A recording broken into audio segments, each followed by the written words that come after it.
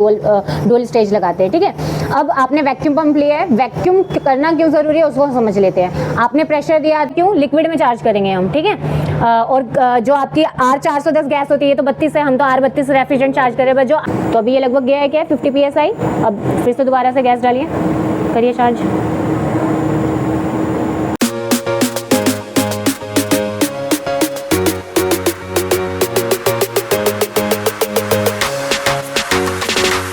हमेशा gas charging से पहले सिस्टम को वैक्यूम करना ज़रूरी होता है, ठीक है।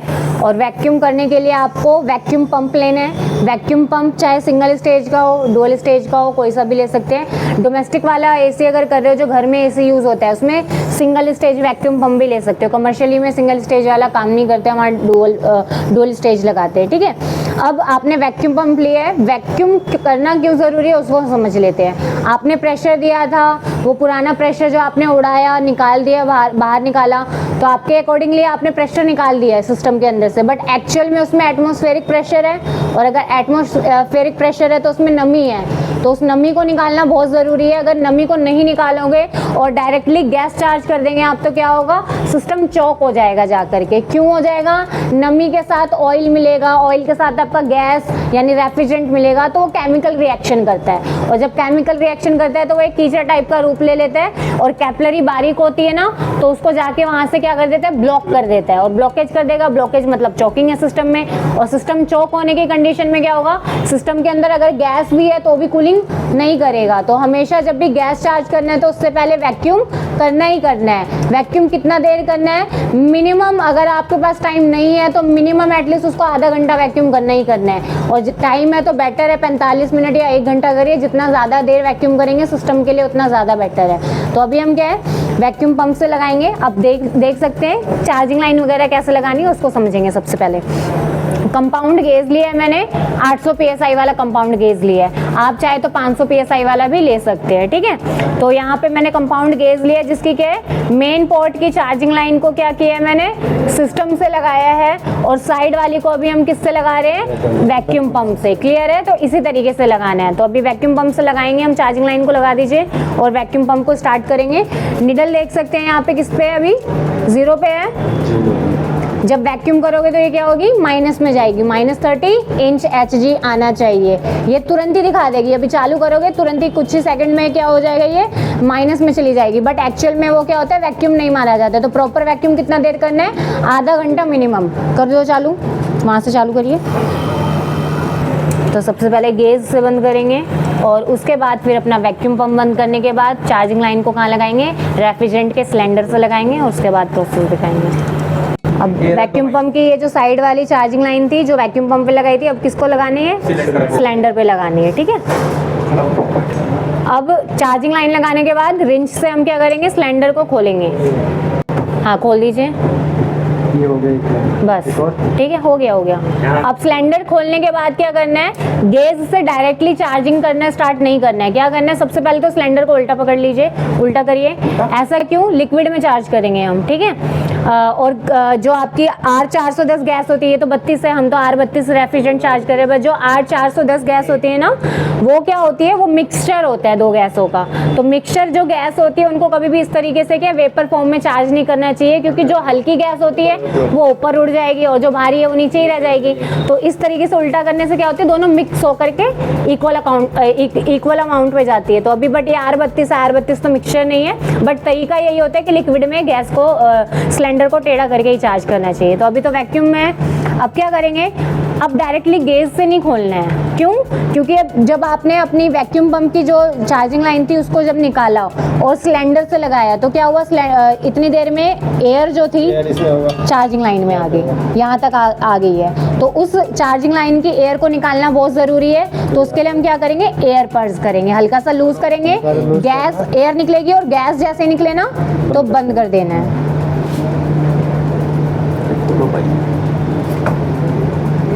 करो हल्का सा, एकदम से नहीं।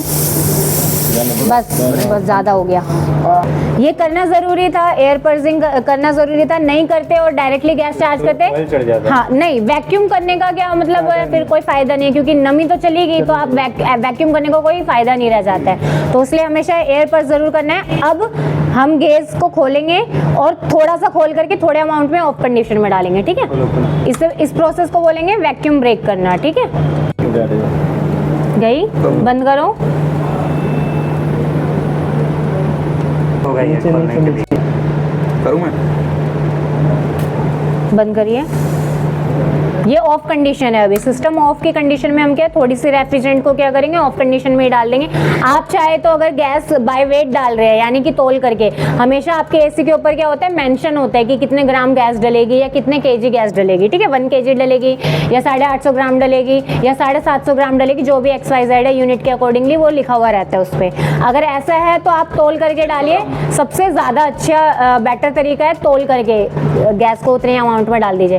बट अगर आपके पास क्या है, वेइंग कुछ पता ही नहीं है, स्टिकर वगैरह हटे हुए हैं, तो उस कंडीशन में कैसे डालेंगे, उस कंडीशन में गैस को हम क्या है उसके रनिंग प्रेशर के अकॉर्डिंगली और एम्पियर के अकॉर्डिंगली जज करते हैं कि कूलिंग आ रही है या नहीं आ रही है, प्रॉपर अमाउंट में गैस गया या नहीं गया, गैस के बैक प्रेशर को देख करके। तो अभी ये जो प्रेशर दिखा रहा है आपका लगभग क्या है, ये स्टैंडिंग प्रेशर दिखा रहा है गैस का, यानी रुका हुआ प्रेशर। जैसे ही हम अभी इस AC को चालू करेंगे तो वो उस कंडीशन में उसका गैस का कौन सा प्रेशर दिखाएगा, रनिंग प्रेशर। रनिंग प्रेशर को ही बैक प्रेशर कहते हैं और रनिंग प्रेशर को ही सक्शन प्रेशर कहते हैं, क्योंकि सक्शन लाइन पे लगती है चार्जिंग लाइन। तो रनिंग प्रेशर बोले कोई, बैक प्रेशर बोले या फिर सक्शन प्रेशर बोले, तीनों चीज़ एक ही है, ठीक है, सेम है। क्लियर है यहाँ तक। AC को कर दिया चालू हमने, लाइट की वजह से देखो डिस्प्ले ही नहीं दिख रही है यार,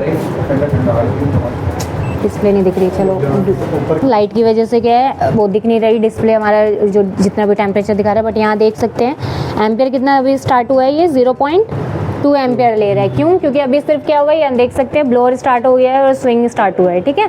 तो जैसे ही कंप्रेशर अभी हमारा स्टार्ट होगा ना, ये एम्पियर धीरे धीरे बढ़ना स्टार्ट हो जाएगा। कंप्रेशर स्टार्ट हो गया है, अब ये 1.5, 1.4 इस तरीके से ये बढ़ना स्टार्ट है, 1.6। क्या होता है, क्योंकि अभी स्टार्ट हुआ है तो मिनिमम स्पीड से क्या होगा, मैक्सिमम तक जाएगा, क्योंकि आपने लोड दे रखा है 16 डिग्री सेल्सियस का। तो जब तक रूम में उतना टेम्परेचर मेंटेन नहीं होगा तो क्या होगा, कंप्रेशर धीरे धीरे अपनी स्पीड बढ़ाएगा।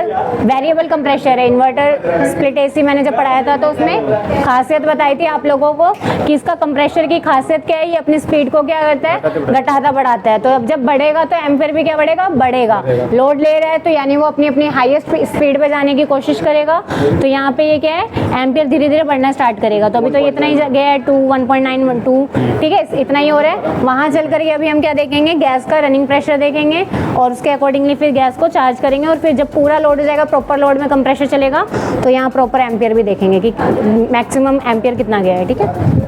अब ये गैस बिल्कुल क्या होगी, मिनिमम होगी, लगभग 30 PSI दिखा रही है। क्यों? ये गैस का कौन सा प्रेशर दिखा रहा है, रनिंग प्रेशर दिखा रहा है अभी, ठीक है, क्योंकि चालू हो चुकी है। तो अभी गैस, इसका मतलब क्या है, बहुत ही कम अमाउंट में है। तो धीरे धीरे करके हम क्या है, गैस को चार्ज करेंगे। और एकदम से कभी भी गैस नहीं खोलनी है, थोड़ा थोड़ा करके खोल के बंद करना है। हाँ, बंद करिए। सारा लोड एकदम से नहीं देना है, क्योंकि क्या होगा, अगर एकदम से सारी गैस डाल दोगे ऑन कंडीशन तो कंप्रेशर क्या हो जाएगा, ट्रिप करने लग जाएगा, क्योंकि सारा लोड एकदम से नहीं देते हैं कभी भी। तो धीरे धीरे करके ही करना है। सही, जाने दो, थोड़ा और खोलिए, जाने दीजिए हल्का सा, बंद करिए। पूरी तरीके से बंद नहीं करना। हाँ, पूरी तरीके से कर देना। हाँ, ठीक है, धीरे धीरे बढ़ेगा। हाँ, बंद करिए। तो अभी ये लगभग गया है क्या, 50 PSI। अब फिर से दोबारा से गैस डालिए, करिए चार्ज।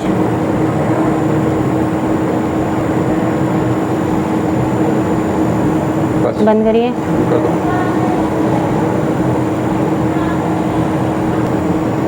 लेकिन ऐसा भी होता है, छोड़ भी देते हैं खोल के। नहीं, वैसे नहीं, वो उसमें कंप्रेशर ट्रिप कर जाएगा एकदम से, ठीक है। ये अराउंड आपका 100 PSI पहुंचने वाला है। मैक्सिमम कितना जाएगा, 130 PSI दिखाएगा आपको, क्योंकि जिस हिसाब से वेदर चल रहा है इतनी गर्मी नहीं है, तो टेम्परेचर कम होने के कारण क्या होगा, प्रेशर भी थोड़ा गैस का कम ही दिखाएगा। ठीक है, तो अभी ये अराउंड आपका 100 पहुँच चुका है और वहाँ पर अभी हम चल करके क्या देखेंगे, एम्पियर नोट करेंगे।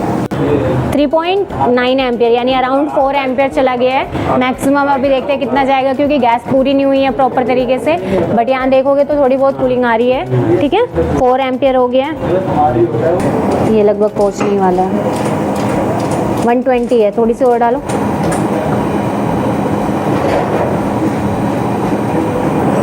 बंद करिए।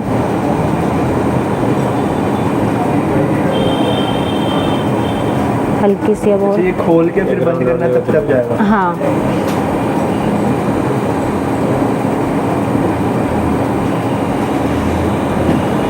बंद। आ गई।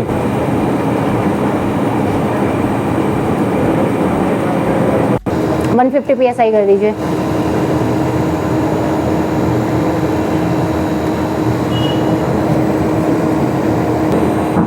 आ गया ये लगभग 150 PSI। ठीक है, अब एम्पियर चल करके देखेंगे कितना आ रहा है। 6.1 हो गया है यहाँ पे एम्पियर, देख सकते हैं अपनी मैक्सिमम स्पीड पे चला गया है, तो वेरी कर रहा है। मैंने बताया था मिनिमम से आपका कंप्रेशर स्टार्ट हुआ था और देखो अब 6 एम्पियर 6.1 एम्पियर ले रहा है। ठीक है, विद लोड, तो एम्पियर सही ले रहा है, कूलिंग भी हो रही है और आउटडोर भी एक ही साइड लगा है, तो हीटिंग कूलिंग एक साइड ही हो रही है यार।